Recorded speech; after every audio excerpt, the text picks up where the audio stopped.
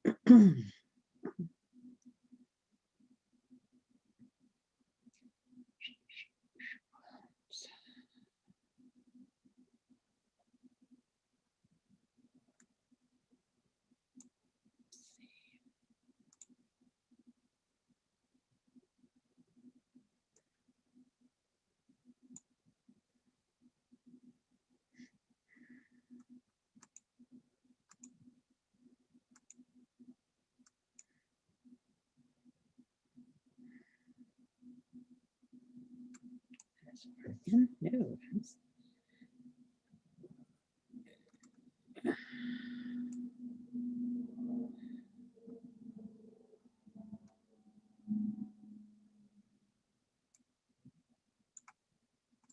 Cool. Everyone's in there. All right, so.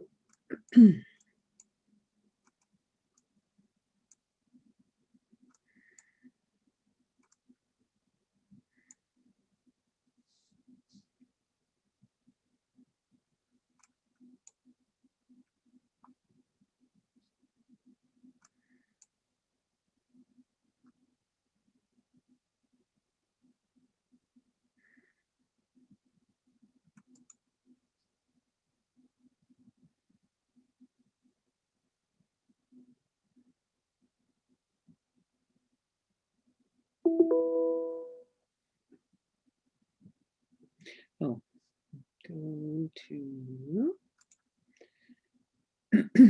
So it doesn't beep at me all.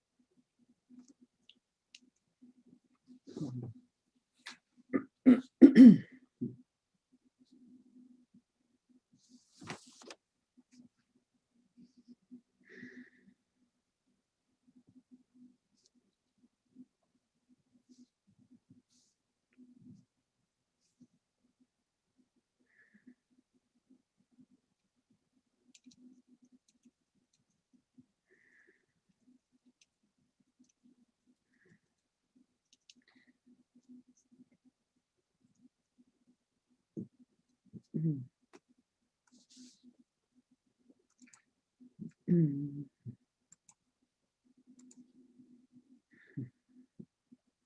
Mm.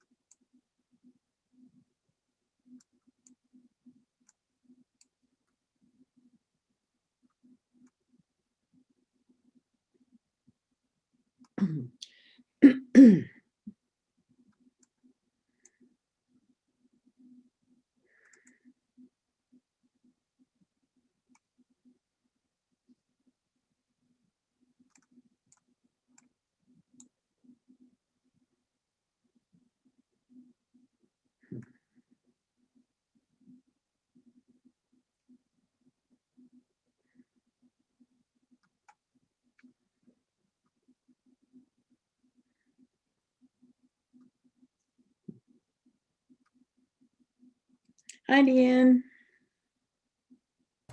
Howdy, howdy.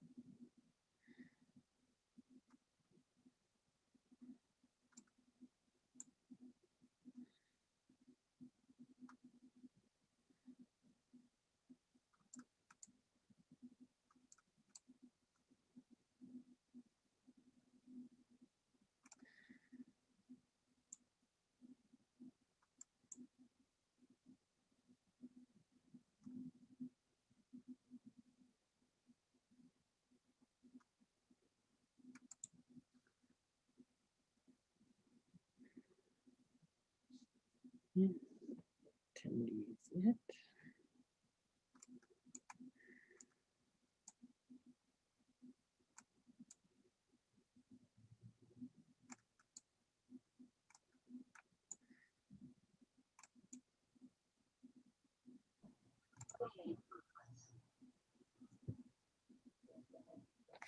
Hi there, Rich.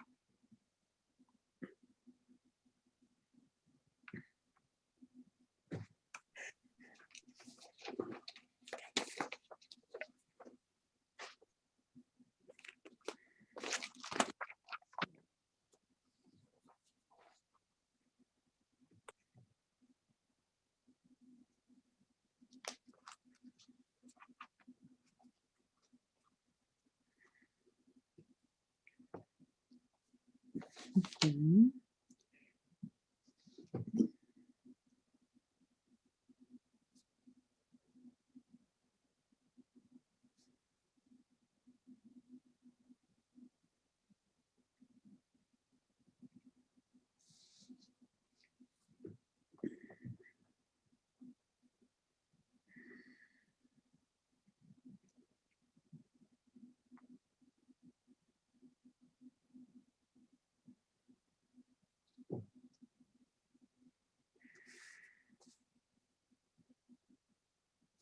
And what was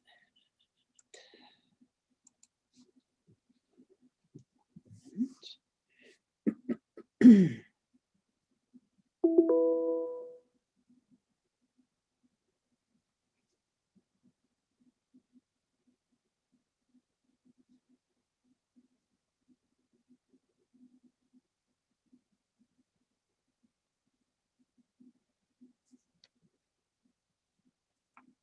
Mhm.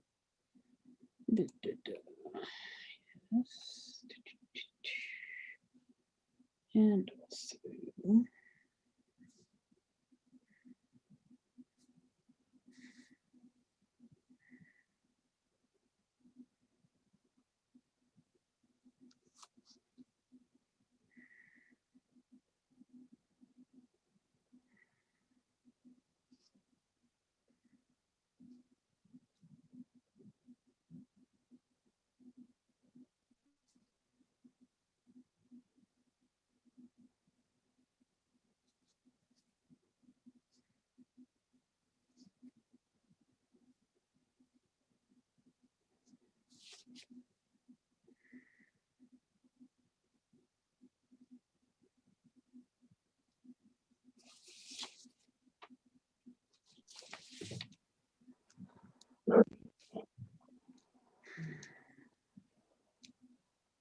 Greetings, hello, hello.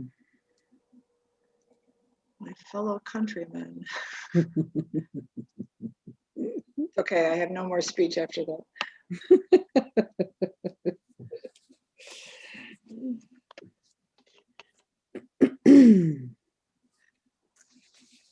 Rich has one, but I don't.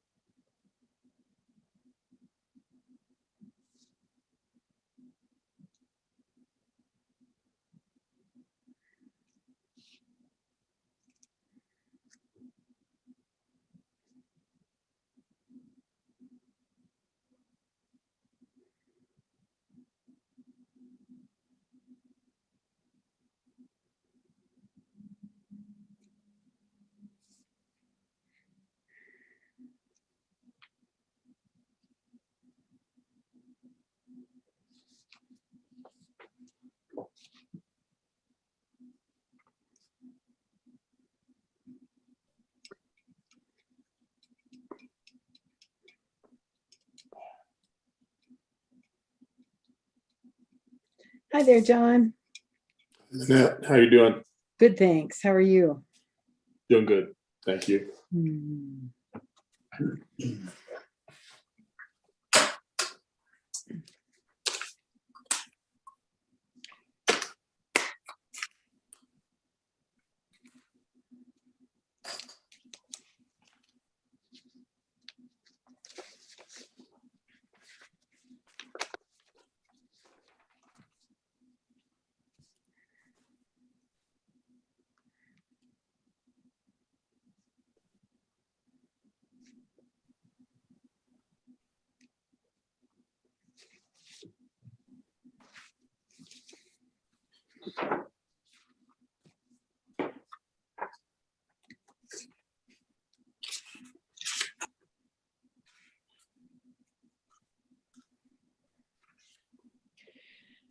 One, two, three, four. We do have a quorum.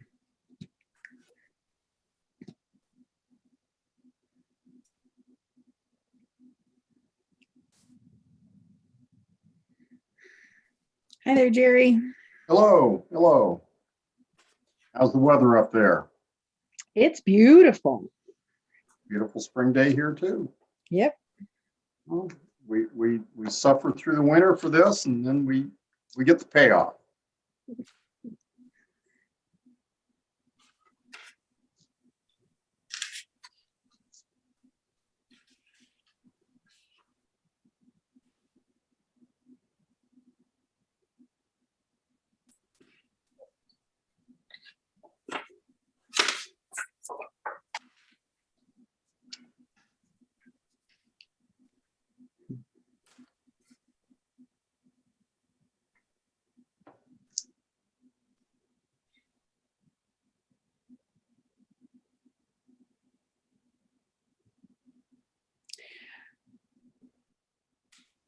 Well, I'm showing 6:01, so I think we'll go ahead. We do have a quorum, so I'd like to call the regular meeting of the Georgetown Board of Selectmen for June 8th, 2021 to order. It is 6 p.m. And would everybody join me in the Pledge of Allegiance, please? I pledge allegiance to the flag of the United States of America and to the republic for which it stands, one nation, under God, indivisible, with liberty and justice for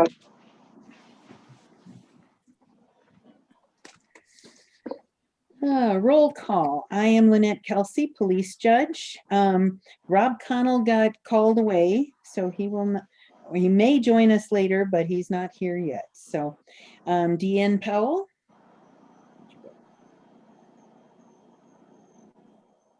You gotta unmute. I see you waving. Sorry about that. Here. Here. John Jennings. Here. Paul Hingen is not here. Mary Smith. Here. And Rich Barrows. Here. Wonderful. And agenda approval. Kent told me we needed to add a couple of things to the agenda. And these would be action items, I think. Number 5 would be to appoint a delegate to the CML business meeting.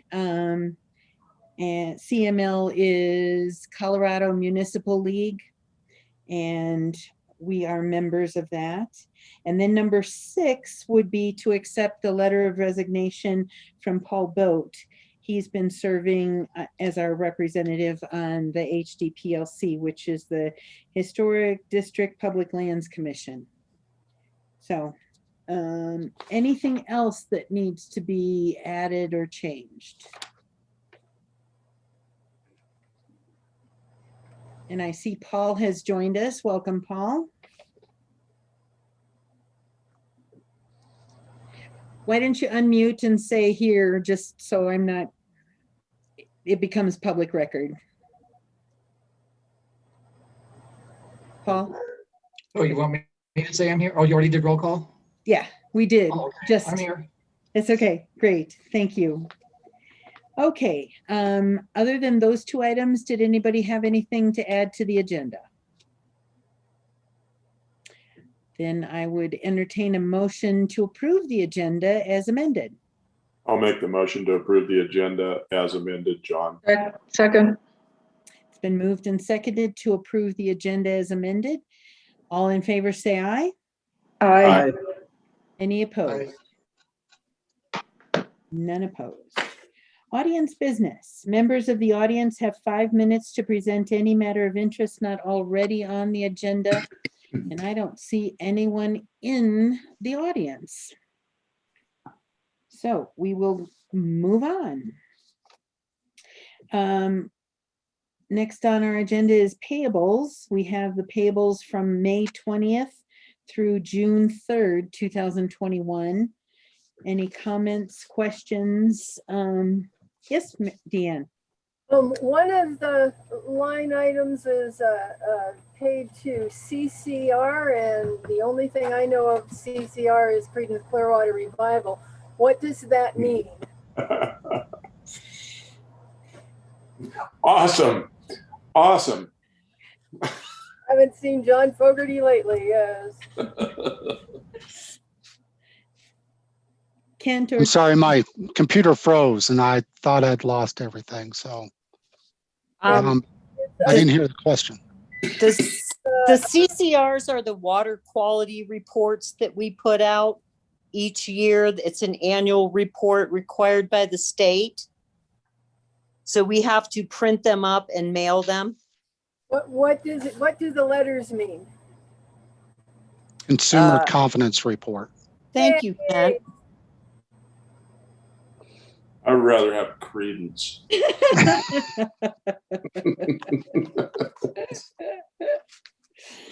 each has their place. Sorry. That you're just fine. Any other questions or comments?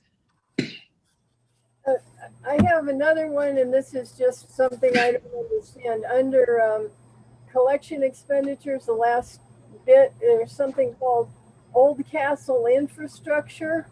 What is that? It's earlier someplace too, but that's the one that I found that I hotlined. Oh, it's in Road and Bridge. Also, Old Castle Infrastructure. That was parts and things that we bought for the project at Worland Park to get the water so it wasn't sitting on top of everything and so it could drain. So that was that project. Old Castle sells like manholes and cement pipes and stuff like that. Thank you. Mm-hmm.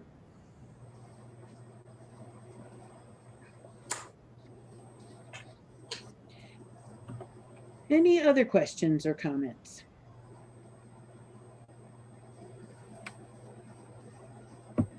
You want a motion? That I'll would give be it to great, you. John. Let me give you that motion. I move to approve the financials from 5/21 to 6/3/2021. 5/20/21? 2021. Thank you. Okay. I'll second. It's been moved and seconded to approve the payables from 5/20/21 to 6/3/21 as presented. Any further discussion? All in favor say aye.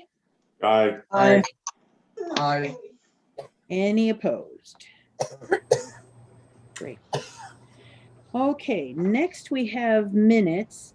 And before we get into the minutes of our last meeting, which was from May 25th, 2021, I just wanted to bring up a correction that is being made to the minutes of the May 11th meeting. You may remember that I got confused on the draft financial reports that Mary Sims had provided to us and mistakenly thought that the March 2021 report was supposed to be for the whole first quarter. It was not, and Mary set me straight, and so that correction to those minutes is being withdrawn. Hopefully nobody has any objections to that. If so, please speak now. Those minutes will be so corrected. Okay. In the minutes from the May 25th, 2021 meeting, any additions, corrections, questions? I have been trying to find the video for that, and I haven't been able to find it. Is it up somewhere that I don't know about? I can send you the link if it's not on the website. I'm happy to do that for you, Deanne. There's like the May 11th one is there, but not the May 25th one. Okay, I can upload that. No problem.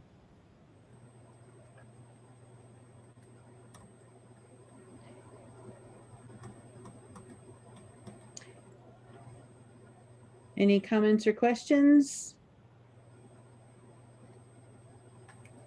Would somebody like to make a motion to approve the minutes of the? I don't think we should vote on it to approve it until we can review it first, because the reason I was looking for it, I had a couple things I wanted to double check. Well, okay, I do have a correction that we need to make. okay, thanks. Under the Georgetown Days Memorial Day weekend, just for clarification, and this is minor in the scheme of things, but it said Saturday is the opening of Guanella Pass with a brief ribbon cutting ceremony. I believe that was actually completed on Friday with It was. Parker, the mayor, and you. So Yep. just. Okay, I'll make that Refer back to change, this. Mary. Thank you. Sure. Ah, sorry, Dee.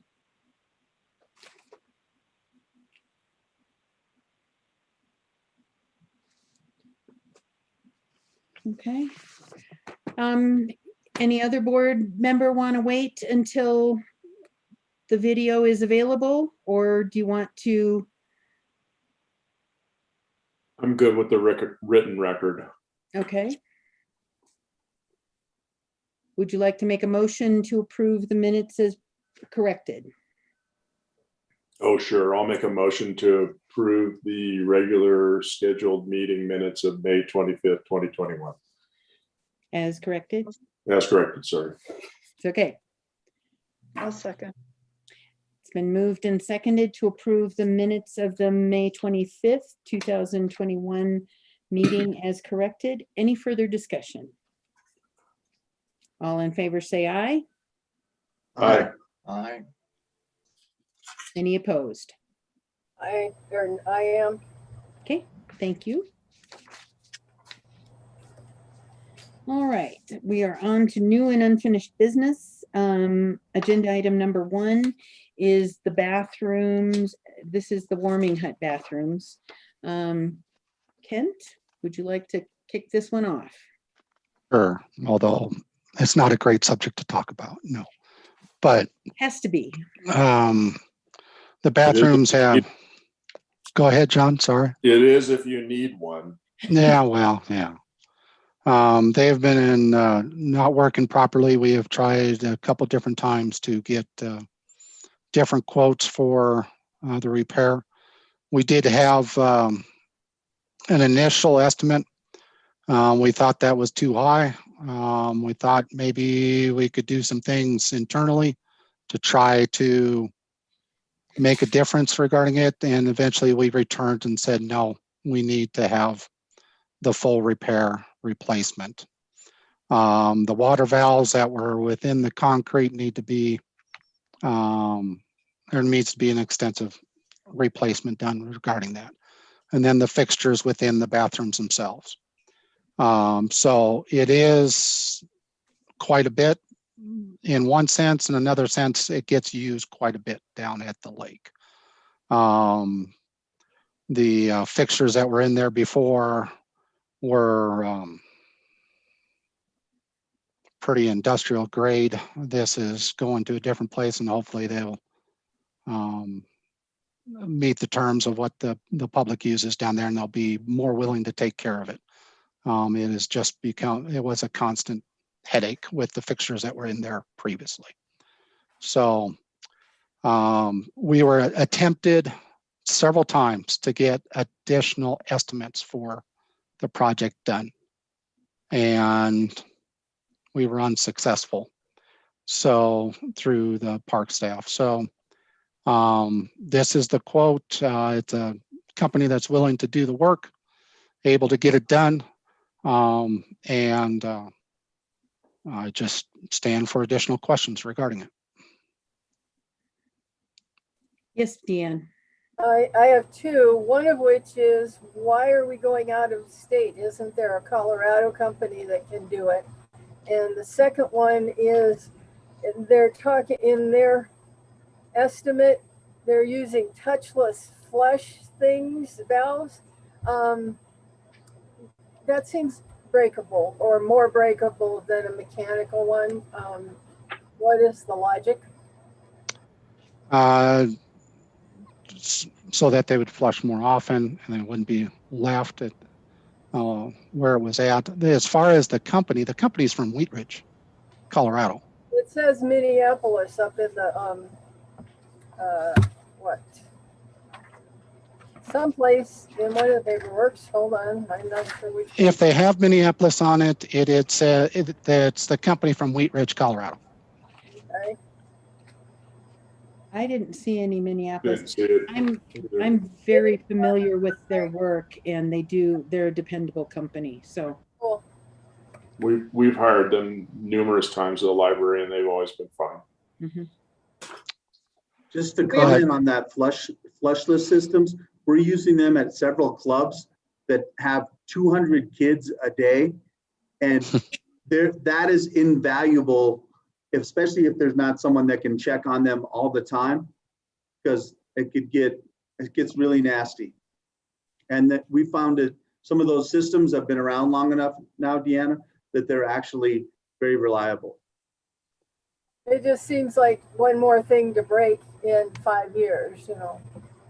Well, and it could, and just like any of the stuff, it can break. That's a good point to bring up, but it's been pretty reliable in other situations. So I also think it's more sanitary under these post-pandemic situations, but even outside of that, I think it might make for a better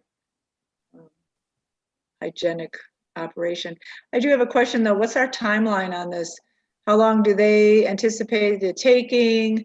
What are we doing in the interim? What's the extra cost if we're bringing in porta potties or whatever? we have porta potties down there right now, and we're actually having a couple additional that are being placed there. In the interim, I do not have an estimate. I told them that it would be taken to the board at this meeting tonight. I don't have an estimate on when they'll be up here to fix it, but I can advise you shortly as soon as I get the information about when they'll be here. Did they give any indication of how long it would take once they got started? It's probably, I guess, no, I have not. I would expect it to be about a week project to do, but I haven't gotten that direct information from them. Okay, thanks. And I see Rob Connell has joined us. Rob, hello. He's our in-house, professional on things like this. Our expert. We're on the warming hut restroom item. So first, Yes, I do know something about that end of, well, that I'm number one in the number two business. That's what it is. so, and just to follow up on Kent's comment, so there have been porta potties there because these restrooms weren't operable. There've been porta potties there to provide the service. So it'll be nice to have this. Are you going to be able to maybe give us an update at the next meeting of, if Timing? Yeah. Timing, and as far as how much time they'll take. Okay. Yeah, I'll be able to do that. Okay. Any other questions on the bid? Yes, Dan. I just want to apologize about the out-of-state thing. That's actually in the next discussions. Oh, Yeah.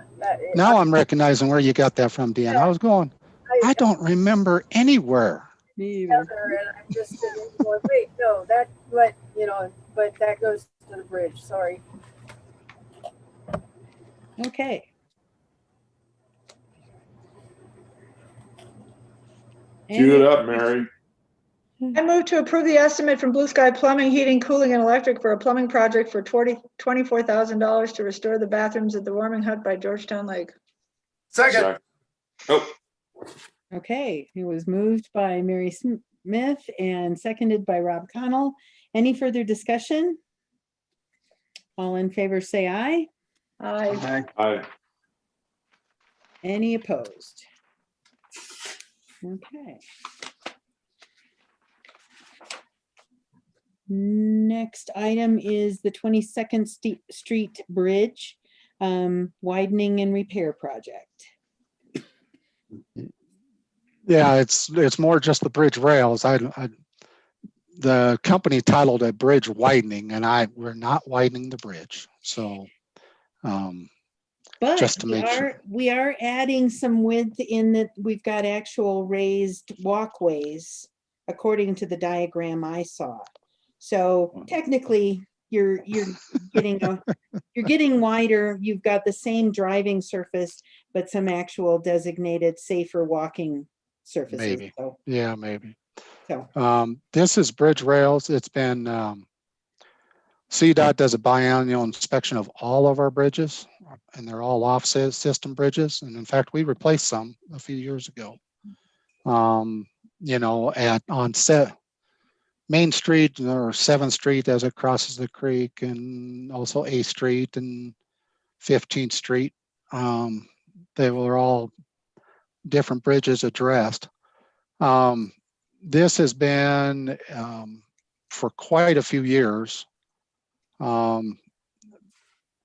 comment included in the CDOT's biannual report of review of all of our bridges to install bridge rails, transitions, approach rails, and rail ends to meet current AASHTO and CDOT standards.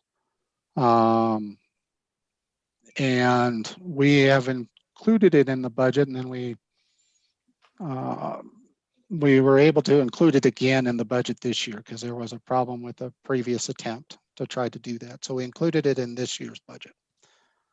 CIRSA, the town's insurance carrier, has also recommended improvements to the bridge rails as far as for a crash rating. That's one of the main reasons for it. Wheeler Lumber was the company that was involved with all the other bridge replacements. They're actually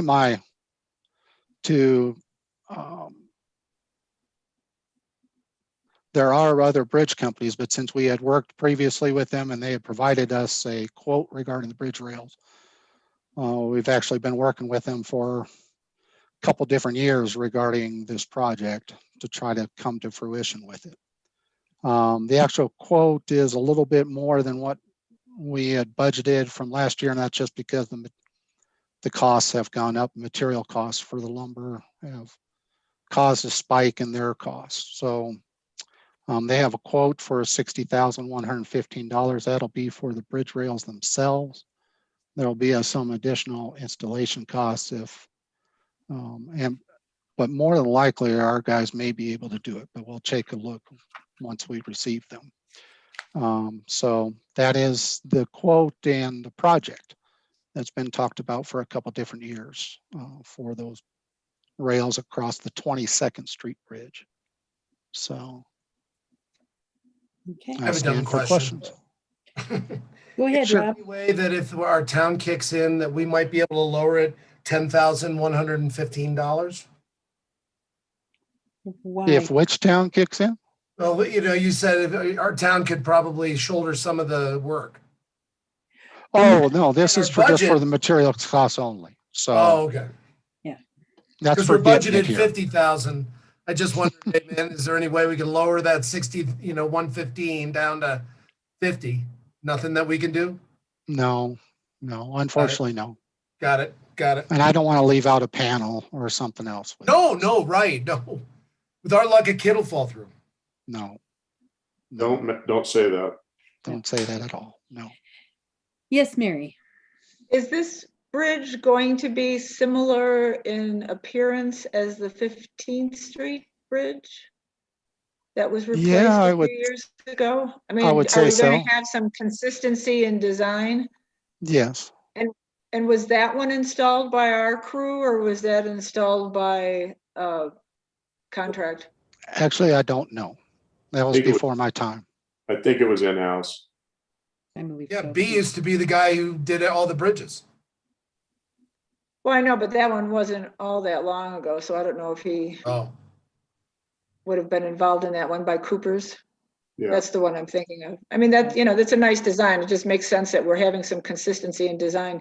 Another question, Lynette kind of made reference to this with the walkway. There is actually a walkway on the 22nd Street Bridge now, and without going out there with a measuring device, my guess is it's about 3 foot as indicated on the plans that Hmm. Wheeler provided to us.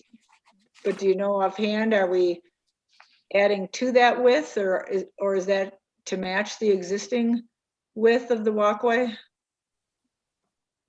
That to me would be the existing width of the walkway, although Oh, So It's- I know there's no ramps or anything like that. It's just kind of a step up and you feel like you're on a real wide, it's, Right. like a curb type situation.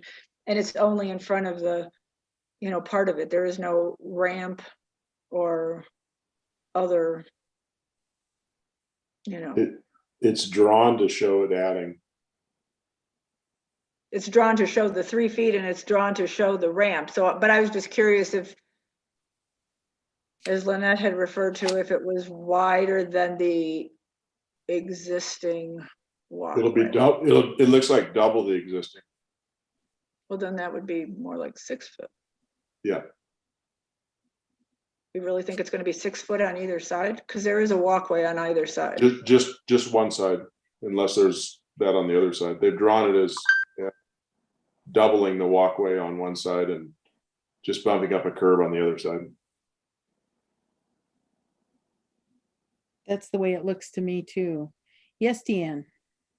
Two things. Why did we only get a sample and it's showing the 15th Street Bridge that Mary was just talking about instead of the 22nd Street, so we knew for absolutely sure what was there?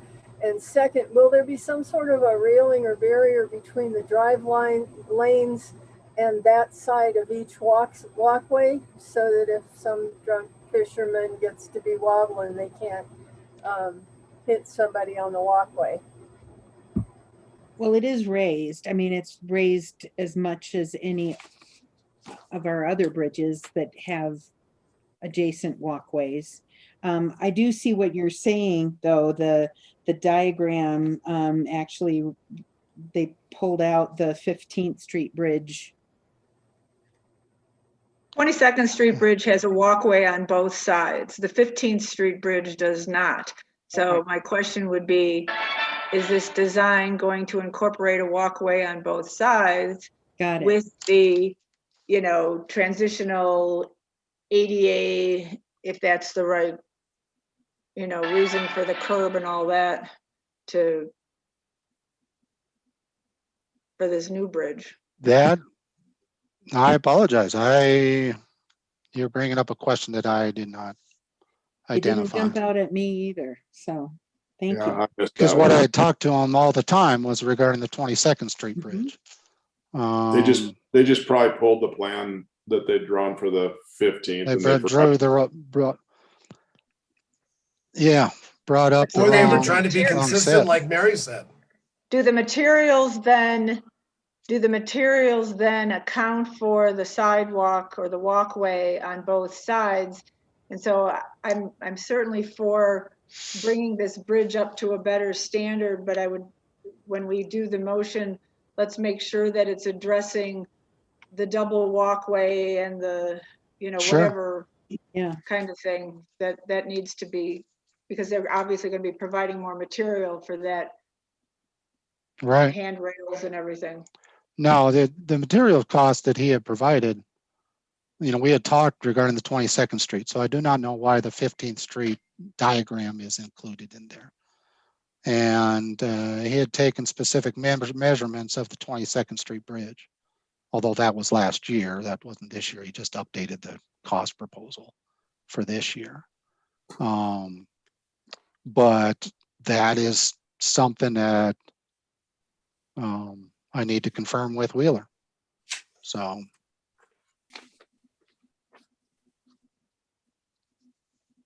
Yes, Deanne. That area gets a lot more foot traffic than 15th Street does. 15th Street's healthy, but down there's just all kinds of people, and I really would like to see some at least safety measure that goes between the edge of the walkway and the drive lanes, because if it's raised and you're herding 3 kids across, it'd be so easy for a kid to fall off into the drive lane. And I still think a car, unless this is raised up like 3 feet, a car could still come up on it and hit somebody. It just seems, as long as we're doing it, why not do it a little more safely? And they could add it, there could be an additional pedestrian railing put between the walkway and the driveway. Might The not cross- work. It Yeah, might not no. work in this situation because of the existing walkways that are already there. You'd have to cut them away. So, and then I don't think they want to. They don't want to work on the structure of the bridge because then they'd have to pull engineering and update the whole bridge. And this builds up to the standards, the existing bridge. So I really, the 15th Street Bridge works just great. Where they've done this on the sidewalk side, where the kids all wait for their bus and stuff. It's just a standard sidewalk. Mm-hmm. Now it's wider. Yes, Mary? The pedestrian issues truly don't happen on the bridge. They occur on the street. And though I see where you're coming from, Deanne, with the separation at this point until better trails are made, if that's down the line, I could see that railing, if we were to provide an extra safety railing between the walkway and the street, more people are going to avoid the walkway and they're going to walk on the street because they're too lazy to go on the other side. So that might be something that we do down the line as we improve that whole walkway and pedestrian area. But that's not gonna, that's gonna just make for more. That's a great point, because I drive over that bridge all the time. Mhm. And folks, that you'll have kids jetting across, or people trying to get over to Cabin Creek from the other side, or even down almost all the way to the corner where that trail is. Folks walk right down the middle of the street. So no They handrail think is gonna help. 22nd Street is a path. They don't Yeah, it's treat not it gonna as a give them street any at all. It's a common sense sidewalk. to have those handrails. Yeah, not yet. I think we should move forward, Lynette, and just make sure that it's clear that the engineering drawings meet Ken's approval, or Kent's approval, when he sees them, that they are the updated ones, and this was just the wrong drawing. That's where I was gonna head. Thanks, John. Is that Okay. agreeable with everybody? Yep. Okay. I believe, is there a suggested motion? And maybe just add the wording that contingent on town administrator approval of the corrected diagrams and plans.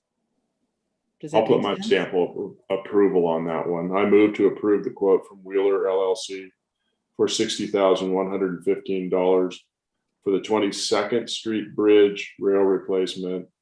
And also that the drawings are approvable or approved by Kent, that they're the correct drawings for the 22nd Bridge, not the 15th. Second it. It's been moved and seconded to approve the quote from Wheeler LLC. Any further discussion? All in favor say aye. Aye. Any opposed? I'm still gonna say no. Okay. All right. Next, we have ordinance number 3, series 2021 on first reading. This was continued from our last meeting. An ordinance amending section 17.16.050 of the Georgetown Municipal Code concerning minimum setbacks in the Parks and Open Space Zone District. Lynette, I can lead off with the staff report unless Kent wants to. Great, thank you. Go Great. ahead, Jerry. I'll probably fill in. So. Okay, good. As the board will recall, this came to our attention because of the location of the structures at Strauss Park and the plan, of course, to rebuild those. And they would be impacted by the setbacks that apply in that zone district that Strauss Park is in. So the question is how to deal with that. And the solution that Kent and I came up with that you saw last time was to amend the setback requirement in Park and Open Space District generally to mirror whatever was next door. The board had a conversation about that, and it became clear that that created a wider set of considerations. We did provide to you all the maps of all the other parks, but I had a chat with Kent, and the context of our conversation, of course, would be up to the board, but the context of our conversation was if that's the case, what we're really not suggesting is that the board have to take on a task that it didn't see coming, which is let's look at every park and decide what the setbacks ought to be and where our buildings ought to be. And that may well be a task you want to take on as kind of some kind of general, project, but it would require, a lot more effort and work than frankly is needed to address the issue that triggered all of this.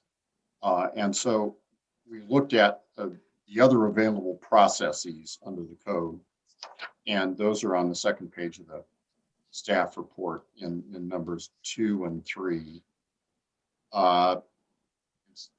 You could do a variance application. That's classic, for setback issues. You want to build something closer than the setback allows, you process a variance application. That requires under the code a DRC report to the Board of Adjustment. Board of Adjustment's the final decision maker, as is always true for variances for things like setback. So pretty straightforward. The other approach is a special use permit. You'll notice that in the Park and Open Space District, the setbacks are as set forth unless otherwise set forth in a special use permit. So kind of the special use permit version of a variance, if you will. But again, that's still parcel specific, just as a variance would be to only the Strauss Park property. The review procedure for a special use permit is somewhat different. Mhm. It's again first considered by DRC and then by Planning Commission. And there's an appeal of right from the Planning Commission decision, Board of Selectmen, so potentially a third step. In both cases, it would be the town as the applicant. It's not uncommon for towns to apply to themselves for various zoning approvals. In fact, they're required by law to do that, and we do when we, the town, have a building project we need to undertake. So those are two other doors that really just focus on the issue here rather than a broad form zoning code amendment. It was a good idea while it lasted, I suppose. And you do have all the maps. If you want to engage in that effort, it would seem to me that's something that gets set as its own independent set of inquiries, because then you'll want to look at every single park and where are our facilities in the park. That isn't really why this whole issue was raised. So those are two other options for you. So there are, as usual, are 3 doors to address this question. Happy to answer any questions. Kent, did I leave anything out? Well, I came across something else today, in that the original ordinance that set these setbacks was 1992. And it was right after the town annexed the Georgetown Lake area. And so they created a new district, the Open Space District.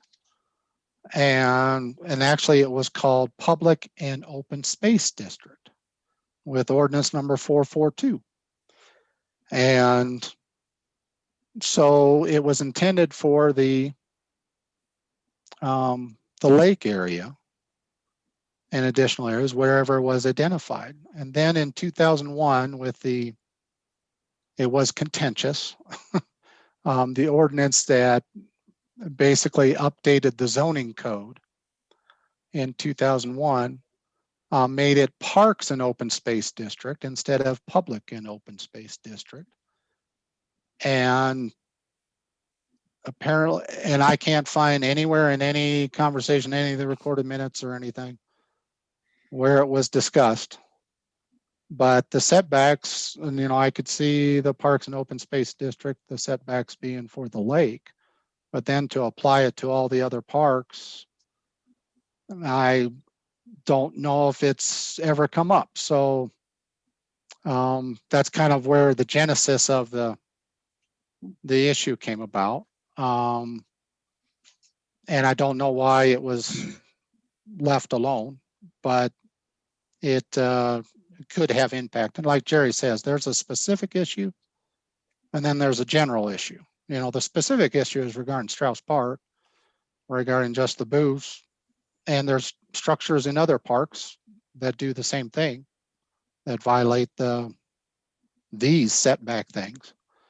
And we can go over each of the parks. You know, that's kind of a longer, more involved issue. It's lots of different things.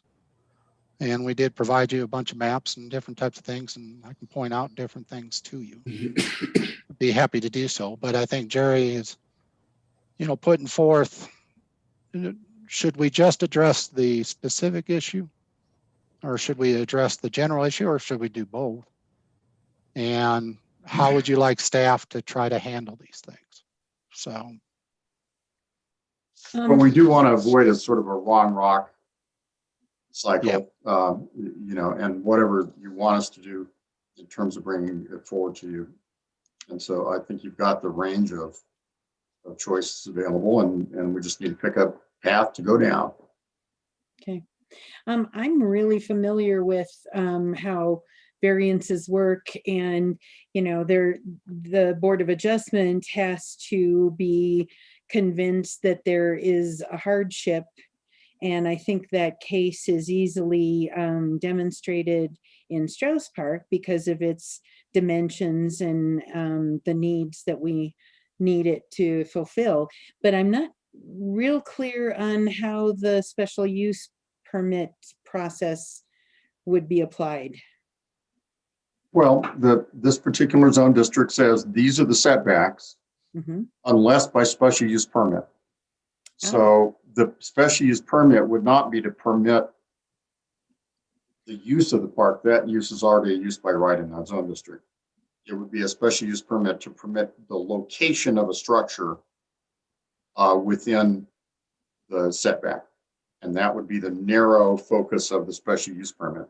I understand your question, because often special use permits are to do a use. I want to do a tannery in a zone district that only allows tanneries on a special use permit basis. And here it's a little more narrow and focused. I want to locate a structure that's permitted in that district, and the use is permitted, but the location of the structure is within the setback, and that's the special use aspect of that I'm asking for.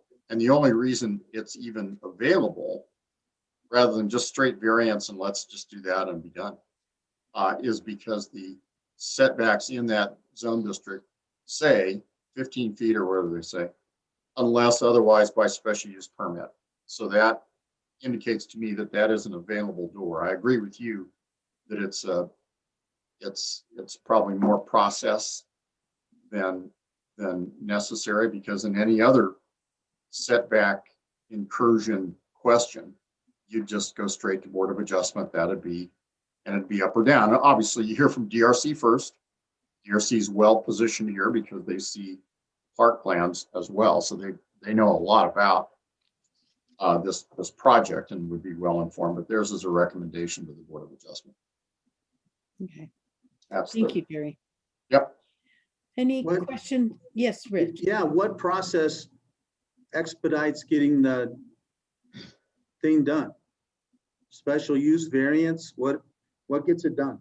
Yeah, of the three that we're looking at here, and assuming that amending the setbacks generally all parks is more than you want to do, and I honestly, upon reflection, believe it is more.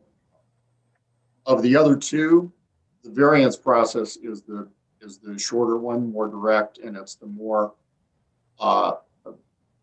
reasonable and applicable to this kind of thing. Private individuals come to the town for variance requests when they're fixing a carport. I see a lot of those down in the other cities I represent. So it would be the variance process. Okay. I'm pretty comfortable with the variance process, and I think that this is a real good park to use that on. I like that idea too. You got my vote. Um, what I think probably Kent and I need is a motion to direct staff to prepare a variance application, the location of the booths at Strauss Park in accordance with the plans for that park. So moved.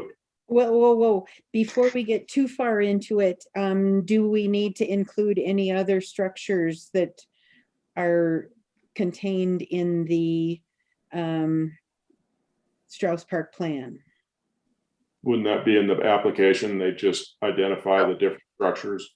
Well, but it had specifically mentioned the booths, right? And I just wanted to make sure that it wasn't restricted to only those. We'd certainly say structures in the variance application for the necessary structures in Strauss Park per the plan would be how I would believe that you would structure the application. Yeah. Okay. Yes, Deanne. I really don't want to say this because it's working counter to what I believe.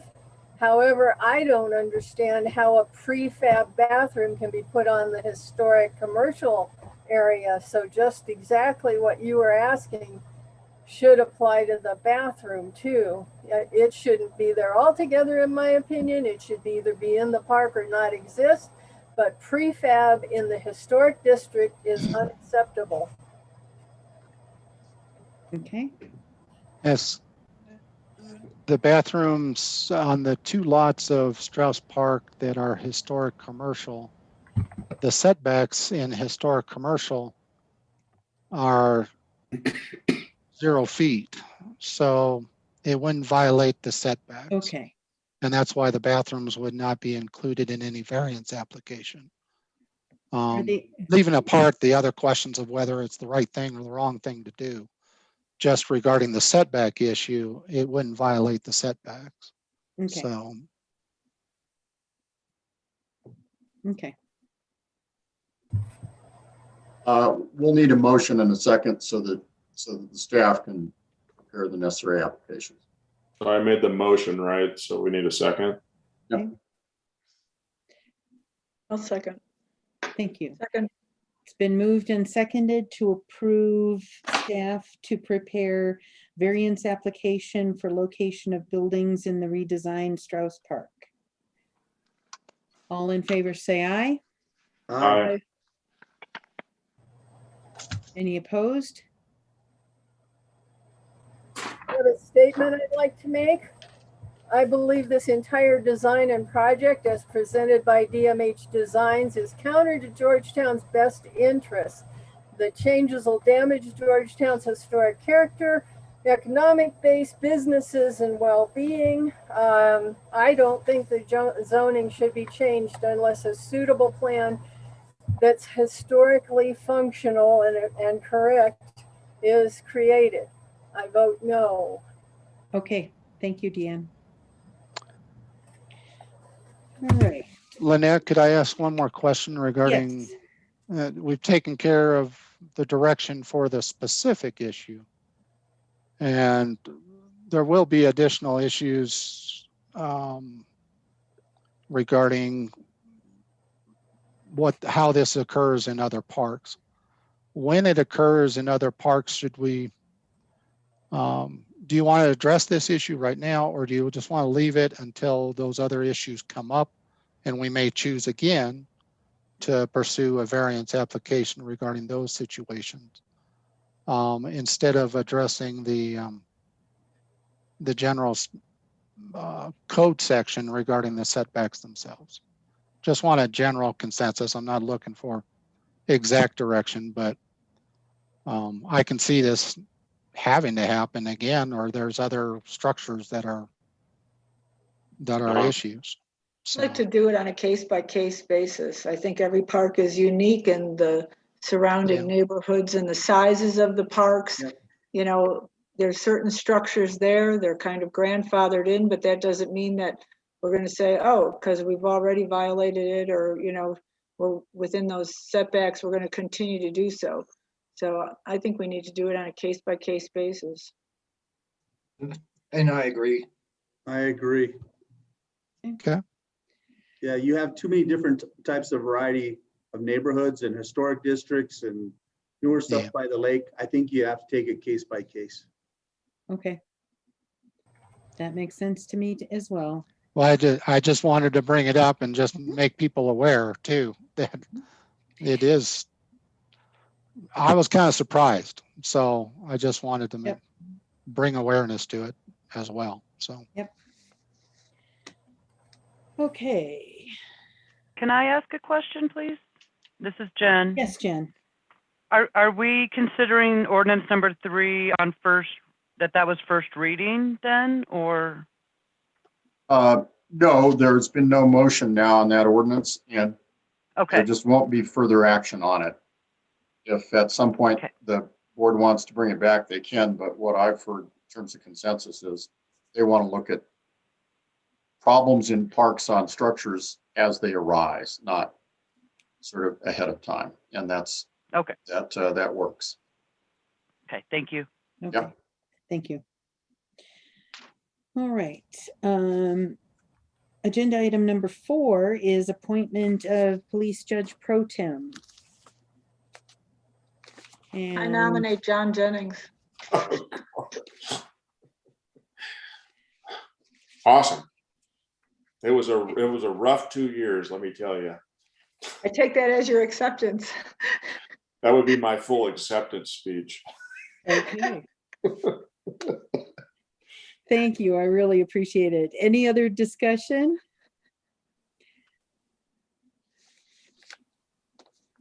Would somebody like to second that motion? I'll second that motion. Been I'll moved- never forgive you. You got Rich. that train coming now, John. Train's coming. It's been moved. Hold on to and those handrails on the bridges, no jumping. Glad we got all new good handrails. It's been moved and seconded to appoint John Jennings as police judge pro tem. All in favor, say aye. Aye. I Any opposed? Wonderful. Thank you very much, John. welcome. Appointment of delegate to CML business meeting. Kent, do you want to present that? CML is having their annual business meeting. Normally they would have their annual conference during this month in June. They're not having that, but they are having a conference in September, but they're going to have their annual business meeting still virtually on, I should have had the date up on one of my screens, but they have asked for each representative, and we would have one representative that would be a voting member for their business meeting. CML is the Colorado Municipal League. It's the statewide association of cities and towns for the that works on statewide issues on behalf of the towns and cities. And their annual business meeting will be on June 21st at 9 a.m. Most of the time, the board, if there is someone going from the board to the meeting or attending the meeting, they may choose one of those, or they can appoint a staff member as the official voting member for the Colorado Municipal League. So a lot of times, since I'm attending, or the town administrator is attending the statewide conference, the board often appoints the town administrator, but if there's a board member that would love to attend the Colorado Municipal League, you're certainly welcome to. Wow. That's it, huh? That's the He's sale. really Is that selling enough it, of a isn't he? pitch? It's a great business meeting. Free donuts? Any free donuts? Not with a virtual meeting unless you buy them yourself. Oh, man. Ugh. So, actually, Kent, I think you've been doing a really good job representing the town on CML's board. And so if you would be willing to continue, I would appreciate it. Does anybody have other thoughts on that? And he's got experience. Well, With the donuts. I'll get So- you the donuts, Kent, if that's it's all it takes. But unless Rob wants to do it for the donuts. I'll be by Kent's side. I think we need to bring donuts and appoint Ross is really what it should be. So, So would I somebody like, second it. well, I'll was make a there a motion. motion? Oh, I thought there was a motion. I didn't hear one yet. I make a motion to appoint Kent to be our representative for the CML business meeting and voting. I'll second that. It's been moved and seconded to appoint Kent Brown, our town administrator, to represent Georgetown at the CML business meeting and voting. All in favor, say aye. Aye. Aye. Aye. Any opposed? Motion passes. Number 6, we received a letter of resignation from Paul Boat. He is resigning as our representative on the HDPLC. And I'm sorry that I'm very, very grateful that he's served us so well for all these years. And thank you so much, Paul. And that because we did the appointment at our last meeting. And Deanne's going to take over in that position. I would accept a motion to accept the letter of resignation. So moved. Second. It's been moved and seconded to accept the letter of resignation from Paul Boat. All in favor, say aye. Aye. Aye. Aye. Any opposed? Okay, on to staff items. COVID update. Does anybody have anything under COVID update? No, but could we change the sign so it doesn't still say, please be kind or whatever, and maybe, mask it or vax it or something? yeah, we I can. think it's confusing if people who are not from this area see that sign, and for the most part, we are not requiring masks. I just, Okay. something a little bit more Okay. clear.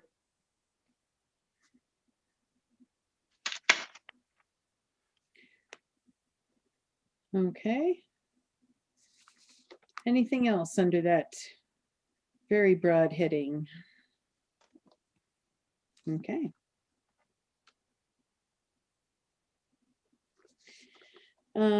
Strauss Park tree removal ceremony.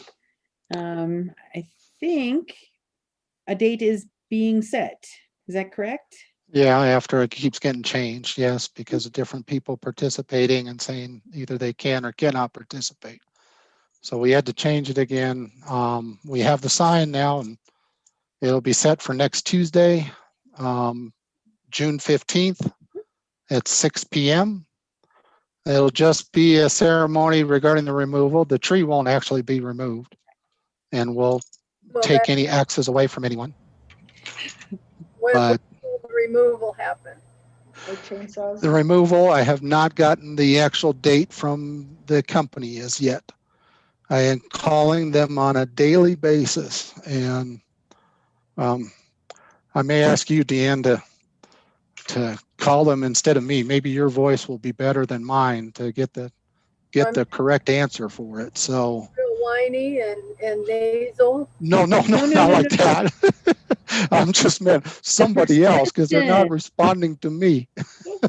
They're tuning him out. I'd actually do that if you want.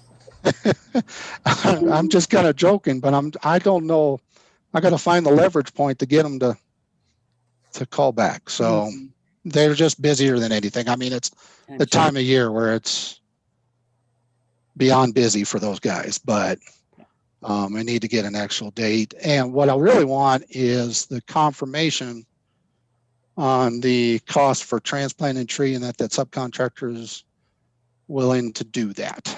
And that's the real confirmation that I'm trying to get from the company. And I've noticed in the previous minutes, I basically have the same message as 2 weeks ago regarding that. And I still haven't gotten the response. So Drive them with the donuts. the donuts might be helpful if I could find them. Yes. All right. Cleanup day is this coming Saturday. Rob, would you like to brief us on that? I'd like to tell you that cleanup day is a very important day, and it takes a lot of involvement and volunteerism. And sadly, I won't be able to attend because I'm going to a wedding. But I caution you, Georgetown. I caution you to get involved and show up on cleanup day. I've got to go to a wedding. I mean, I'd rather be at cleanup day, believe me. So you're gonna Sure. clean up to go to the wedding. You're gonna do that. I'm going to have to clean up.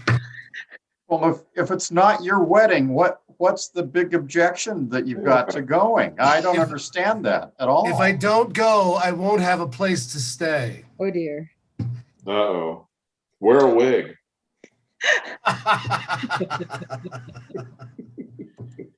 Oh, No, but cleanup day is we get like 6 or 7 dumpsters. They're huge. They're all separated by type of trash. You know, the one thing that they really want to make sure of is that it doesn't get out to, you know, Clear Creek County. This is or just a Georgetown thing, really. You know, because we're the ones that pay for it. We're the ones that support it. So it's really for the town of Georgetown. right. You know, if somebody shows up and they're from Clear Creek County, sure, you know, we'll take them. But for the most part, it was one of those things that has been for just the town.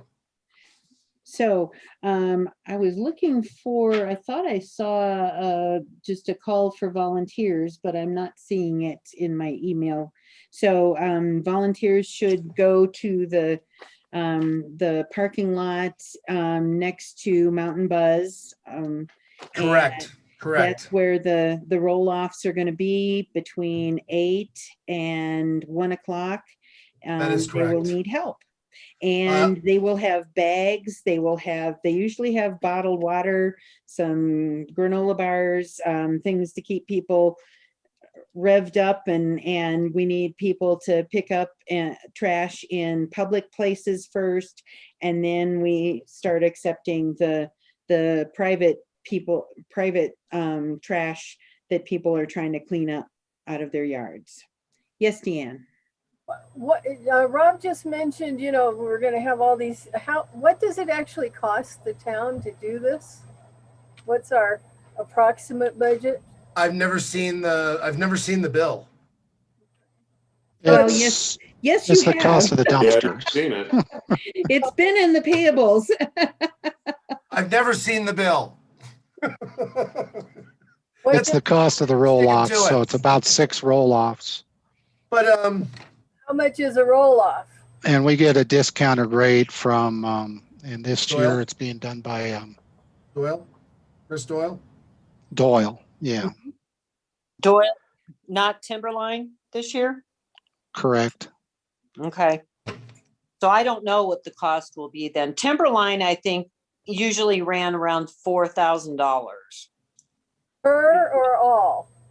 For all. for all. It's usually done by weight because what they get charged at the land, you know, the tipping, the transfer station for it. So I think it's really good for the town. The price isn't that much. It helps people clean out stuff at their houses, and it cleans off ramps, on ramps, makes the place look pretty nice. So it's well worth the small cost. and Yep. we fill all 6. I mean, I'll be Yeah. surprised if we make it to 1 o'clock because they get full pretty quick.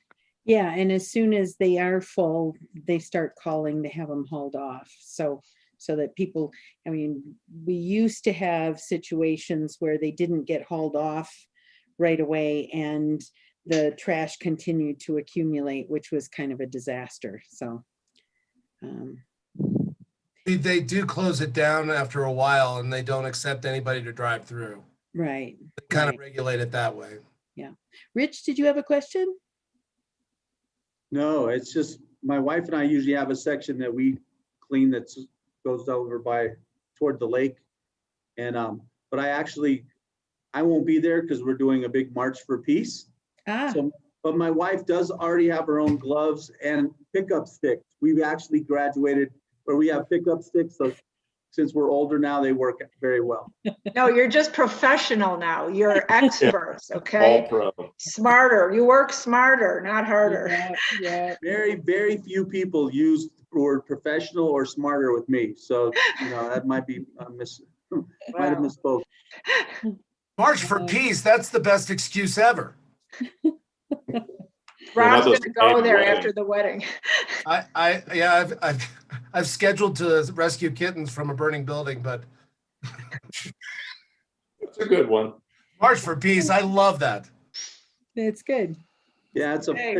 it's basically a 5K that two of my 15-year-olds have put together with Justin Simmons of the Broncos. So we Oh, expect really? probably a dozen players are going to march with them, and it's Right along the on. course where we lost a young person at least one every year for the last 18 years. So Wow, Good job. that's Very good. that sounds really cool. That's very Oh, you good. can go ahead and, no. So, all right. On to food trucks. I think we were going to schedule a joint work session with Business Promotions Commission. Did you have any thoughts on when that would be? Actually, Jennifer is promoting Amanda's Amanda on. Cooper, Okay, the chair of the Business Promotions Commission.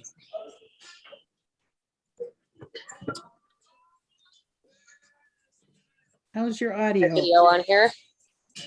I don't see video, but we've got audio.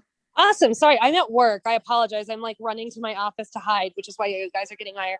Awesome background music there. How's everyone doing tonight? Great, thanks. Good. Tremendous.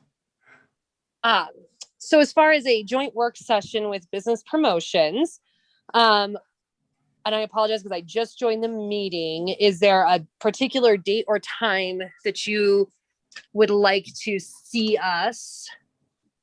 Or is it open? I'd rather, I'd vote for sooner than later. Okay. I know that doesn't nail down a date, but I don't know how flexible everybody is. Our next meeting, we have Cirsa coming in an hour early, perhaps the first meeting in July. We could have BPC join us for a joint work session before our board meeting, which would be July 13th, maybe? July 13th? Am I counting the days right? There's my calendar. Yeah, it would be July 13th. I mean, that still is a month out, but That'd be all right with me. better then than never. I can put that on the BPC calendar. I think that would be very workable and that should give everyone plenty of notice. So yeah, that sounds great for us. So we'll plan on July 13th. And so it would be 5 p.m. or? Yeah. Sure. Does that work for Do everybody? it early. Okay. Or do you think late, Amanda, do you think because of the businesses that would be participating, something towards the end of our meeting would be better? When we adjourn? I think that we could get everybody rallied and organized by 5 p.m. So Okay. I think that would be better than, you guys have a lot on your plates and I don't want to keep you on your meeting very, very late for us. So we can Well, certainly. Thank you. Yes, thank you. Sure. Particularly since we haven't set an agenda for that evening yet, and who knows how much we're going to have on it. It's probably better to do it before the meeting than after. Okay. That was We will put that on our calendar. All right, thanks so And I will- much. Absolutely. Now I'm going to mute myself. All right, thank you.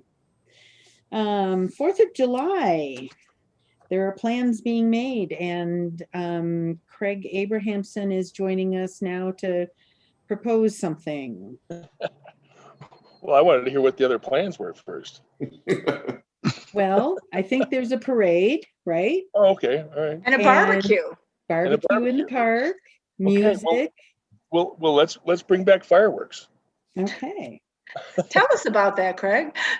Uh, well, boy, Mary, you just tossed me right in here. I appreciate it. Craig Abrahamson. I live at 815 Main Street. I'm also one of 5 partners at Cabin Creek Brewing, and I come to you in that vein tonight. Um, I won't get into how this came up, but it came up a couple of months ago. We thought it was kind of a dead issue, and more recently, it seems to maybe have some life. I think we can all appreciate the importance from a business community perspective of retaining our Fourth of July visitors as long as we can and as far as we can into the evening. I know it's been a few years since we've had an organized fireworks display of any kind, and so it's a little bit hard to recall, but speaking as a guy who used to stand at the intersection of 15th and Argentine Street collecting donations, um, that was the most visible and obvious display of the economic impact of fireworks on our community. These weren't locals leaving town at 10 o'clock when the fireworks were over. These were people from literally everywhere. And I got to talk to an awful lot of them over the years. It's logical that we don't do the big show off the mountain anymore. None of us would like to see Leavenworth on fire. We dodged a lot of bullets over the years, but if you recall, and I don't remember the exact year, maybe Lynette, you do. We shot fireworks, Class C fireworks from 22nd Street, adjacent to the 22nd Street Bridge. And I, for one, Tom Hale recruited me to assist with that, myself and Brian Carlson and some other folks from the town crew. And I was a little concerned, we're going from this big show with 6-inch shells off the mountain, blah, blah, blah, to this little consumer grade fireworks show next to the bridge on 22nd Street. By all accounts, and maybe you guys can speak to it, for those of you who might have seen it, it was really well received. And it was very safe, and it was in a safe location, and really just immensely popular. And I had conveyed that to my partners at Cabin Creek, just noting that we hadn't had fireworks in some years, and they're like, well, why wouldn't we do that again? And how much do we have to pay? So I'm coming here with the notion that Cabin Creek Brewing would be happy to fund a Class C fireworks display that was town sponsored at 22nd Street, provide all the labor necessary, either as quasi-municipal employees for a day, Jerry, or something along those lines, so that it's a town-sponsored event but funded by Cabin Creek. We very much believe that the 4th of July is essential to our local business community, all of us, and extending that day as long as possible is how we make the rubber meet the road in January. So I'm here to say that you have Cabin Creek's commitment to some fairly experienced help in this, as a guy who shot fireworks for some 15 or 16 years, 2 Denver firefighters also on the crew, and a financial commitment from us of at least $5,000 and up to $10,000. So I'll throw that out there and lob that grenade. What does Kelly say? So I haven't personally spoken with Kelly. Evan Jeffries, one of my partners, did. And to summarize, and this was the case the last time we did this, I'm going to defer to Jerry in advance here. Kelly's position was that the town essentially is in a position to do what they desire to do. When it comes to Class C is a consumer grade firework. That's the stuff you drive across the state line to Wyoming to buy and sneak into Jerry's backyard and light it real quick and hope nobody noticed you. But that's what we did back in 2017, 2018. I think those were the years. They're just consumer grade fireworks. They're boxes of 12 shots that are nothing. I think the largest diameter shot was like 2 inches. But don't we want to do a bigger show? Well, Or would that be too loud for the I- folks that are right at the restaurant? No, no, no. Listen, we'd love to do a $50,000, professional display.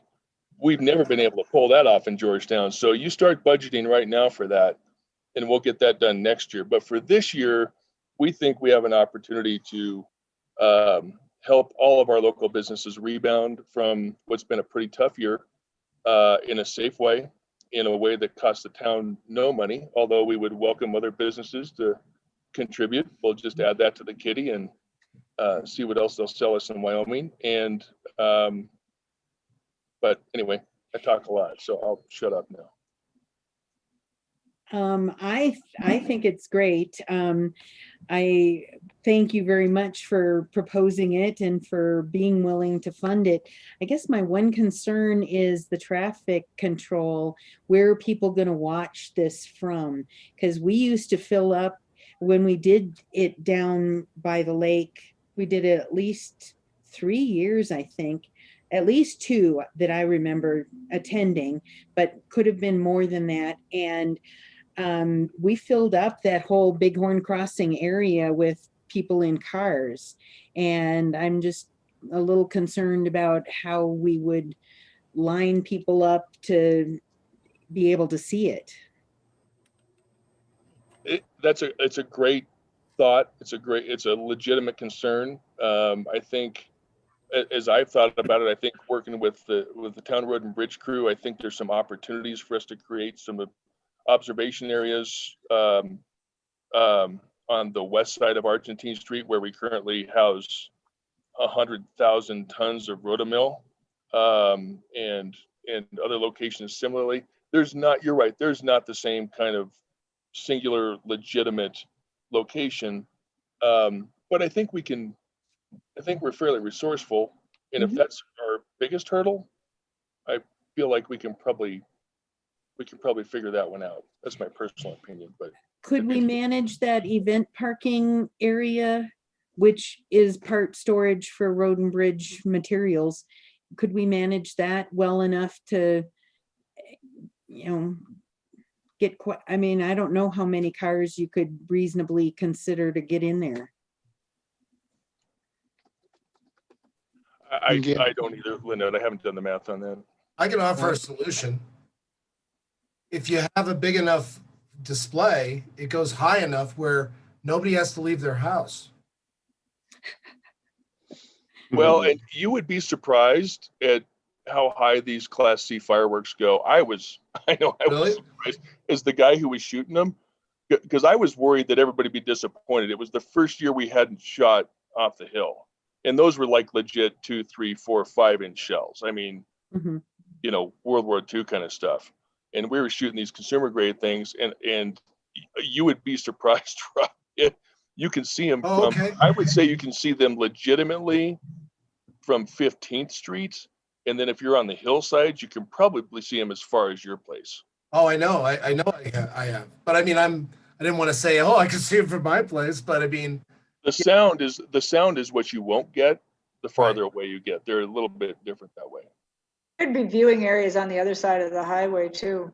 I mean, people in the That's past, another they knew enough to go up there and park along that, whatever we call that road above the chain up area and stuff. So there are additional places. And we certainly have seen people packed into the lake areas last summer and along, Argentine, Alvarado, whatever. So. Well, the other issue is someone's going to come out and start shooting fireworks off of that anyway. There's folks that come up from Denver before we had Bighorn Crossing, and they would come up specifically to Georgetown and shoot fireworks across from my house. And so I think that because I'll go for a run that morning later on, and you'll still see people. If we don't have something structured, then there'll be something unstructured, is my feeling. And I replaced the wood shake roof at my house, and we had folks come up from Denver just to see those Class C fireworks after that first year, and they were impressed. And so I I don't see why you'd have to have a bigger show. And my wife would be pissed if I didn't say in support of that, because she loves those fireworks. So I need a Craig, place I to thought live. there was, oh, sorry. I need a place to live too, Rob. So if she hears about this conversation, you got my back there, buddy. Craig, I thought there was some reference that Kelly made as far as the safety distance. Could you share that with the group? Yeah, and I believe it was 70 feet per inch in terms of the size of the shell. So a 1-inch shell, you would have to have 70 feet of separation between the location from where you shoot and the nearest spectator, which we would, consider residents, which was the case when we shot them last time, and it's why we chose just on the west side of the 22nd Street Bridge. Actually, on the bridge is the ideal location from a distance perspective, but we didn't like the safety component of that for our ability to escape if there was some untoward incident. We liked having 4 directions we could go instead of 2. So we shot it on just the east side of the 22nd Street Bridge there, but that gets you a solid, we would propose nothing bigger than a 2-inch shell, which again is consistent with what we shot at the lake last time. And actually that's, you can't afford very many of those. Those are kind of big shots. One more question, Craig. Will your crew clean up the next morning so there's not a bunch of stuff? We'll clean up that night. Yeah. Okay. Yeah. And Ian, you've been trying to ask a question. Oh, sorry. I want to feel for either how much you guys want to invest or how long you think the show will last. Like I want to feel for what the show is that we're talking about. It's a great question, Diane, and it's hard. It's hard to say how long the show will last because it depends on a lot of factors. What I can tell you is that we're committed to between $5,000 and $10,000. The last show that I shot down there was a $10,000 show. That's what the town had budgeted that year. We haven't fine-tuned our commitment yet. We're still looking at some of our finances, but we're at least at 5,000. Again, we would welcome any donations that the community wanted to throw out there. Every $100 is another half dozen shots. And I would throw that out even for the 6 of you, 7 of you to consider. Mary, you didn't hear that. But no, the other Mary. Mary Sims, I like that better. The Mary with the checkbook. So that's our financial commitment, Diane. Deanne is at least 5,000, and if we can pull it off, we would do more. I think that last show, whatever year it was 30, 40 minutes, if I recall. I mean, people were impressed with how, the caliber of the show, no pun intended, and the length of time and all that. So. Mm-hmm. Yeah, it was pretty funny actually. They gave us a whole choreographed routine for the thing, which went out the window in the first 15 seconds. And Brian Carlson was just like throwing boxes out there, and we were lighting them. And actually and that's always how, when Kelly ran the shows off the hill up, that's always how that went too. It was not choreographed. The more random it is, the more authentic it is. And I think that's why that show at the lake that year, those 2 years went off so well. Mm-hmm.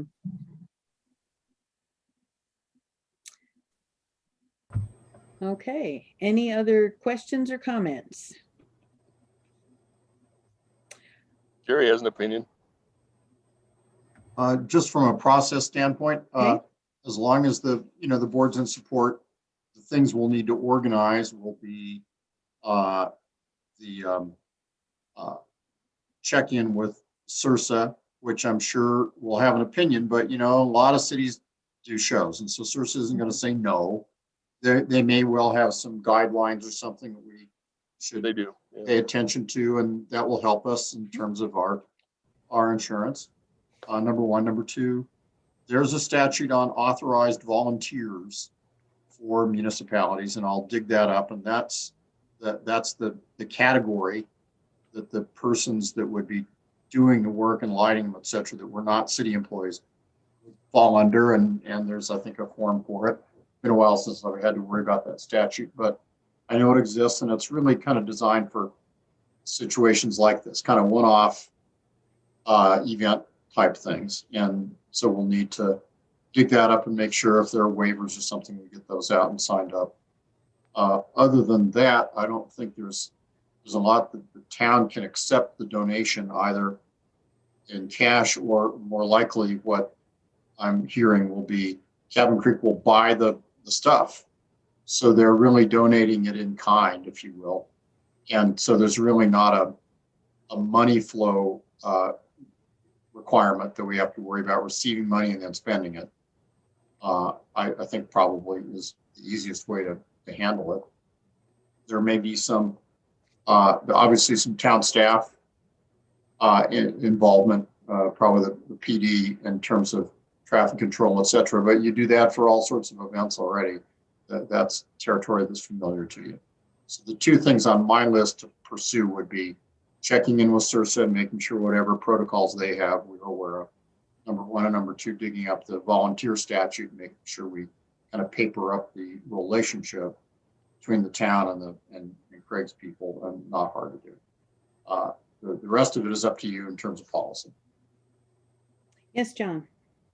I think that we also need to put in that, Kelly needs to be informed, and so he can work out a plan for staffing. If he's going to do it, have his stuff ready, which is, I think, typical of how you guys did it in the past, wasn't it, Greg? Yeah, absolutely. And I know Evan offered resources in that regard, and that Kelly didn't, again, from what I understand, Kelly didn't believe that was an issue that he, but we would obviously pursue that with rigor to make sure that, anything that needed to be done there was handled and could be handled either locally or with some assistance. If you involve fire protection and I guess the police, I'd love to have the fireworks again. I think it'd be wonderful. I think you'll probably end up with more money to buy your fireworks. If we can get the thing off the ground, people will be interested in that. A lot of businesses.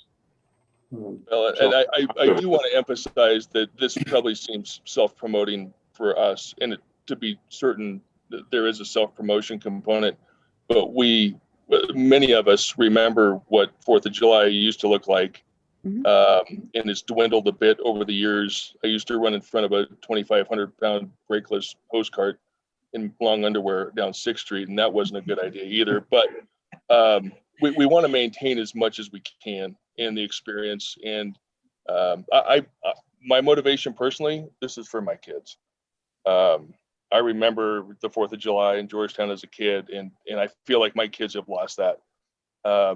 And it's not just the local kids, it's kids from throughout the Front Range in Colorado who haven't had that experience that maybe their parents did. And so that's a huge part of it for us. I think you're absolutely right that the community will benefit greatly with having something to happen after dark. People will stick around. I mean, it's been a horrible drain, I think, on the businesses, just to have nothing happen after breakfast, or the parade.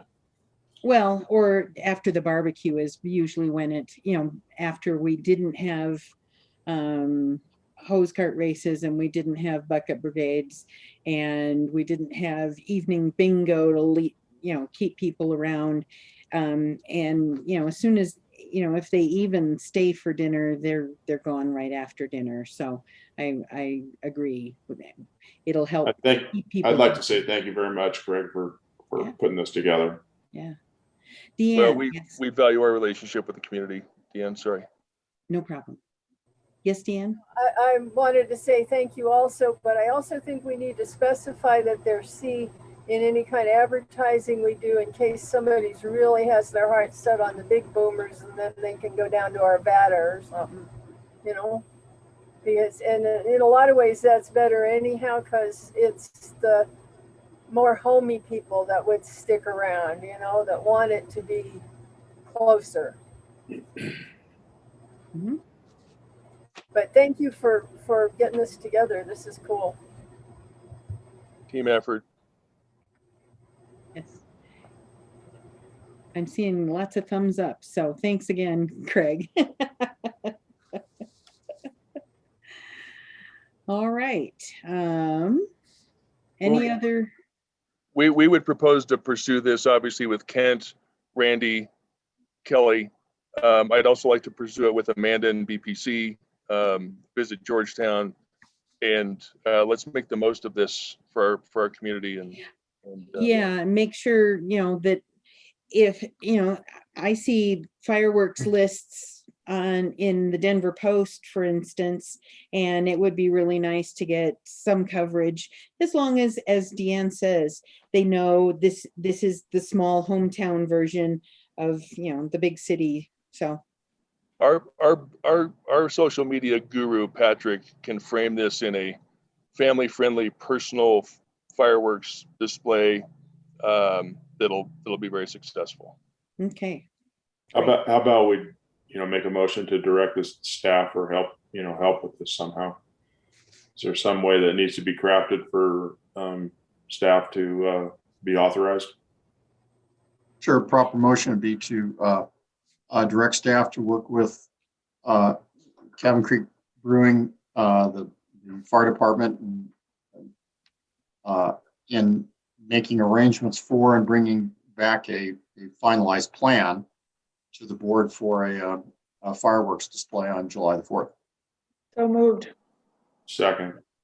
Okay, it's been moved and seconded to direct staff to prepare a plan and bring it back to us for fireworks on the 4th of July. All in favor, say aye. Aye. Aye. Aye. And any opposed? 0. Good luck with that Great. one. Thank you so much. Thanks, Craig. Thanks, Craig. Thank you guys for supporting this. bet. This will be the first of many, let's hope. Yes. Awesome. Yeah. Bye-bye. Bye-bye. Thanks. Water rates. Oh, more fireworks. I hope not. We're not doing a massive increase. It's more of the small incremental. And it's a small incremental. It was something that was included in the budget paperwork as far as the annual increase we do coming up on July at the middle of the year. Up to 3% on water and 3% on sewer. It also follows our debt payback provisions that we've done. I just wanted to let the board be aware of that and see if there's any special directions to staff from the board as we prepare the ordinance that will, or the resolution that will approve those raises, if the board would want to do that. I think it's a great idea to continue this. I think it helps us stay ahead of, all of our water woes. I mean, it's just, there's always something every year that comes up, and we need to make sure we've secured our water rights. And this is one way we can do it and pay our existing loans. So I'm for it. Okay. Deanne? What does this break down to in dollars and cents for the average homeowner? It would, the water portion of what people call the water bill is water and sewer. So the water portion is $73.13 per EQR, which is equivalent residential unit. And that includes up to 7,000 gallons per month of water. It would go from that $73.13 to $75.32 for the water portion of the bill. And then the sewer portion is currently $55.20 per month times whatever the EQR is, because that changes depending on the business or the multifamily, those type of things. And it would go to $56.66. So for sewer, that's an increase of $1.46. And for water, if I can do my math correctly, is $2.19. This is, So it's about $3 and and this is per month rather than quarterly or something? correct. And if there's a way to look at it any differently, I mean, the staff will be reviewing that as we prepare the documents for board's consideration. And Mary and myself will be looking regarding the requirements for that. With the additional customers that we have, there may be, but we need to take a serious look at it. And it's just easier to do it on a small amount each time than waiting several years and then having a big jump. They did that. They waited over 10 years, 15 years, I think, to do a raise. And that was just a huge jump. That was a difficult time. I remember that one. It was, It was awful. yes. Yes, Rich. Just wanted to thank Mary and Ken as part of that budget training, which was really eye-opening because I'm used to working with nonprofit budgets. They explained that and how contentious that could be. And it just makes good business sense for us to go ahead and approve that and stay out of those type of situations that happen, you know, where nothing was taken care of and everybody was just patting everybody on the back for 15 years. So thanks for doing that training for us, Miss Mary. Ken, Sure. appreciate it. Yeah. All right. Sounds to me like staff is being directed to prepare that resolution for the increase. Okay. Thank you. And free water for selectmen.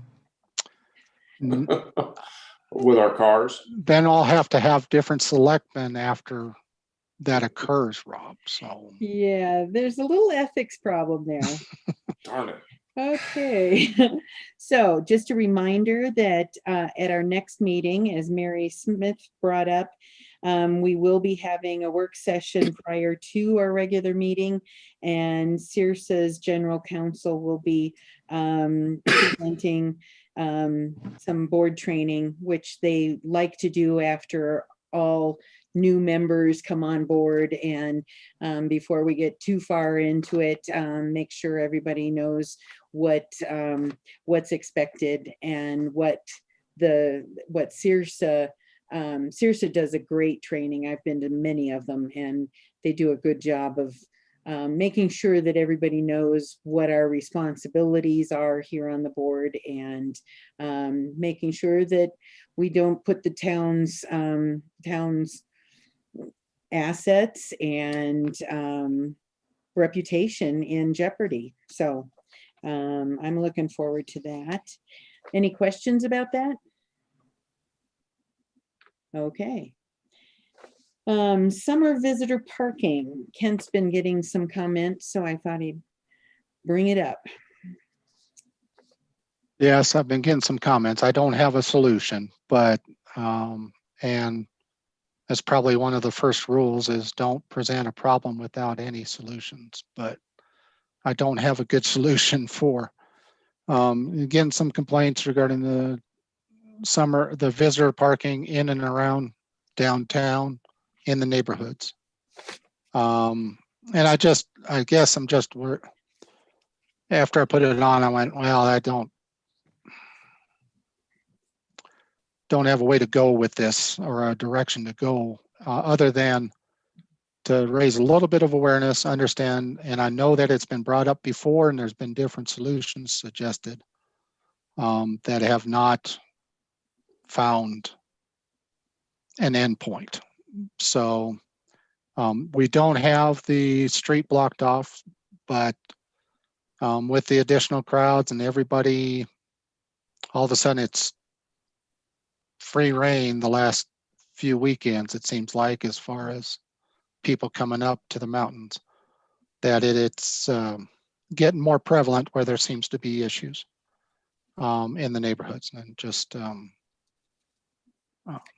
to raise awareness about that, and then say that as we can continue through this, we will continue to look for ways to relieve that if that comes out. So Do you want, I guess, do you feel like you're getting specific enough information from the folks who are having difficulties about when they're having them? Is it once or twice in a summer season? Is it every single weekend? Or is it being brought up now just as a preemptive? I just don't want to face this again this summer. Is that what's your thoughts? Might be the latter. It's happening multiple weekends, but yeah, Okay. it may be a little bit trepidation about how many more weekends are we going to have to deal with this, Mhm. coming up, and the complaints regarding it. So Does it seem to be up in Ward 1 primarily, or is it spreading into the other two wards? I haven't had as many complaints down in Ward 3, but I view that will be forthcoming with as much as is happening at the lake. I haven't heard anything. I don't know if Mary or Rich have had anything happen in Ward 3 as yet, or anybody talked to them about any parking issue within their area. We are having issues with the fishermen wanting their vehicles less than 10 feet from them wherever they fish, but which I still don't understand. But it's mainly Ward 1 is the biggest issue. So I guess we do, just a thought that I had, we will have, at some point, we'll have our very own variable message signboard. And on particularly busy weekends, we could greet people with, welcome to Georgetown. I don't know, park in designated areas only, please, something. Or would it be possible also to maybe arrange for parking in the event center parking, and then the county shuttle could bring them downtown? It runs pretty often on Saturdays anyway. that is available, and the visitor parking is always available. It's just trying to get someone to use it. It's even when we designate it for parking as, for Christmas market, it doesn't get used as much as it could, Mhm. but that's always an option. Is there some way we could put some kind of parking app, Georgetown parking app, and maybe if people tuned into it, they could actually figure out where, we offer public parking on all streets. I think one of the issues was that people were blocking driveways, and that, unfortunately, unless the property owner puts a sign there that says, please don't block the driveway. I mean, I've had that happen in my driveway as well. It's pretty obviously a driveway, but they're busy just pulling in and hopping out of the car and walking back into downtown. So I'm not sure how many solutions we could come up for this, but everybody. And I gives a guess little- Deanne and Rob, have you been contacted at all by people talking about this? I haven't been. Okay. I think that parking information, whether it's an app or whether it's posted on our Visit Georgetown site, especially on weekends when some of the county parking lots are available, for them to park in, if we can just kind of give that sense of direction as a start and develop it as we go. A beginning step. Yeah. I mean, obviously let the county in on it and make sure we have their blessing, but Right. I know they allow it, but we still need to give them the courtesy of letting them know that we're going to be advertising that. So it doesn't conflict in case they were to be having a special event, like they've done in the past. Sure. Right. So. And speaking of special events, is there going to be a bicycle race or just the race up Guanella Pass on Father's Day? We're checking on that. The Okay, triple bypass is going to happen. And they will have a bike race, possibly a separate section of it starting from Easter Seals, not from in town. But the triple bypass bicycle race, but the Guanella Pass hill climb for bicyclists, we don't have no that application. as far as confirmation. Okay. Somebody asked about bicycle races. Oh, because there was the article in the Denver Post last weekend about bike, just riding a bike from Georgetown up to the top of Guanella Pass and then back down. It was the writers, it's a writer that was on staff with the Post, and it's his favorite ride. So we're gonna get some exposure, some press out of that one. So yeah. So just wondered. Okay. I did want to mention Mountain Jams is going to be running, and I think they've got sufficient funds to do Saturdays. I will be putting out I was going to put this on Facebook. They're looking for private contributions. If anybody has some dollars they could pitch in. They want to expand it to not be just Saturdays. They wanted to do performances on Sundays as well, and try and push it all the way through our leaf peeping season. And I thought we had such a great response for the mountain jams we had last fall. It's not only good for the town, it's also good for the performers who got really shortchanged out of stage time last year, and it'd be nice to give them plenty of opportunity to be on stage and make some money. So just wanted to put it out there. If you do want to contribute, any of you, spread the word, but contributions can be made through the Georgetown Cultural Arts Program, and that way it's also tax deductible. So I already made my contribution. Anybody else have anything under staff reports? Yes, Deanne. I haven't felt like we do enough to let people know when we're having like public hearings and the like. And in poking around online, I found Cedar City, Utah, and they have a wonderful page. It's very people friendly, and right below they've got a really nice picture, like we've got a really nice picture with words over. And then right underneath that, there are, like the things we were just talking about parking, like notices and stuff. And then right under that, there are whole sections, one of which has a microphone standing there, and it says public hearings, and you click on it and it tells you all the ones that are, and on ours, technically that information is there, but boy, you got to dig to get it. And I'd really like us to see if we could get something a little more people, Farfignugan, that better for us, easier to, go through and user friendly and all that kind of good stuff. And the Cedar City one was just, I was real excited about their site, and I'd like ours to rip off a lot of their ideas because it's cool. Okay, great suggestion.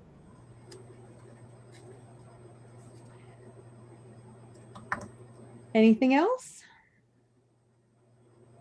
I move to adjourn. Second it.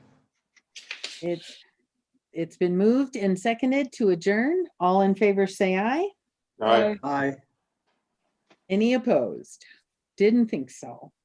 All right, thank you all so much. Great meeting. Is 7. Good night, John. Night, Mary. Good night, Night, all. everybody. Good night.